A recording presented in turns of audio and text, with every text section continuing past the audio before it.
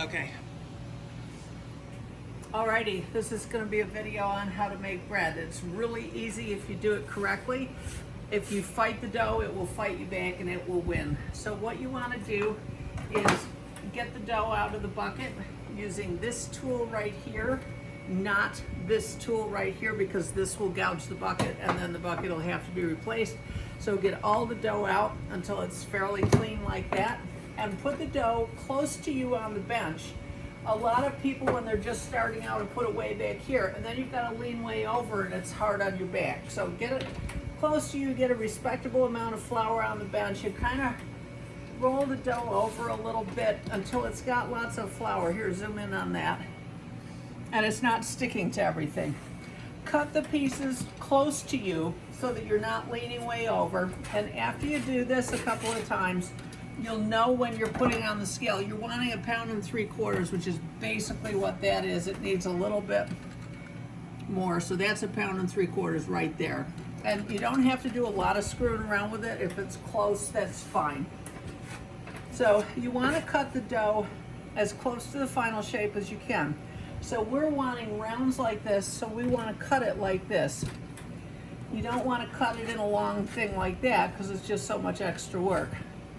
So then you want to weigh it and see where we're going to take a little bit off of there, but that was pretty close. Then once you get as many as you're going to do, then you move to forming them. You get a little flour on the top by going like that. You don't want flour on the bottom, because if there's flour when you're folding it over, it'll create seams there. And then when a customer cuts into the loaf, there'll be a whole bunch of seams in it. So just do it on the bench until it's got lots of flour like that.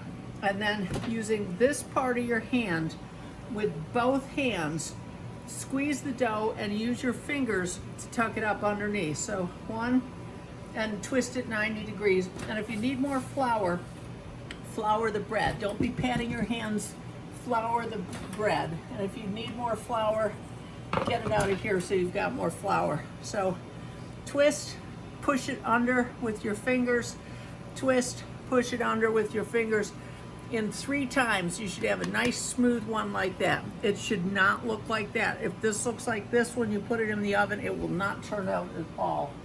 So over here, that one is not smooth enough either. So what you want to do with it is just get lots of flour on it like that, and just do it a couple more times, and you'll get the sticky stuff done underneath really quickly. So your hands are clean. And now we have a much smoother top on the loaf of bread, and now that can go on the pan like that. We use parchment paper on the sheet pan. When you start out, you want to figure out how many pans you need and stack them all up so you have all the pans here, and you can just take them when they're done and throw them in the retarder, which is that away. And once you get them in the retarder, so we'll pretend I'm putting this in the retarder. Be careful of the rails on the retarder or the pan will drop to the bottom and then you have to clean it up. So now you've got the next pan here, you can just continue. You don't have to go and hunt a pan. You get them all here at one time so you save the work like that. And then just get the dough again and do these. You want to bear in mind you have a speed limit for this. You should be able to get a pan done in 2 minutes. 6 loaves in 2 minutes. And one of the reasons that the speed is so important is because the dough is sitting here proofing and warming up. So if you don't get your loaves done in the right amount of time, they're going to overproof and then it'll screw up the bread for the next day. So see, that's done already. So just back over there and cut out some more. That's all there is to it. Keep this surface kind of clean so it doesn't stick to it. Lots of flour, it'll sit there, you can take it off and there'll be no problem.